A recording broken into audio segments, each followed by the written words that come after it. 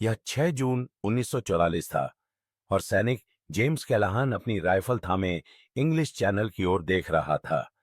उसके जूते उस भारी तनाव से बोझिल महसूस हो रहे थे जो उम्मीद और डर का मिला जुला परिणाम था। उसके चारों ओर बोटें हल्के से लहरें ले रही थीं और आसमान धुएं से भरा हुआ था। दूर से तोपों की आवाजें सुनाई दे रही थीं।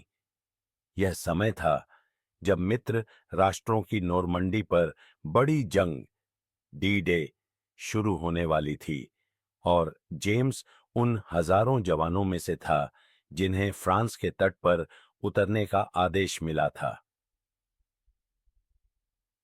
जैसे ही उसकी नाव तट के करीब पहुंची, लैंडिंग का आतंक शुरू हो गया। मशीन गन की गोलियां ऊपर से चल रही थीं और बमों की आवाज से पानी के छींटे हवा में उछल रहे थे। उसकी धड़कन तेज हो गई। यह वही था जिसके लिए उन्होंने महीनों तक ट्रेनिंग की थी। जैसे ही नाव तट पर पहुंची, उसकी सीढ़ी गिरी और पहले ही पल में सैनिकों ने दौड़ लगाई।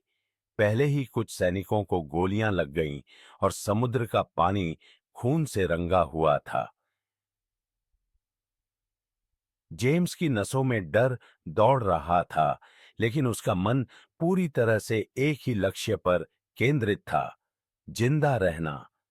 वह कंक्रीट की दीवार तक पहुंचने में कामयाब हुआ, जहां कुछ देर के लिए उसने अपनी जान बचाई।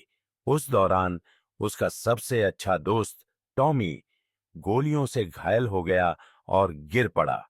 जेम्स कुछ नहीं कर सका क्योंकि वह खुद किसी तरह सुरक्षित रहने की कोशिश कर रहा था।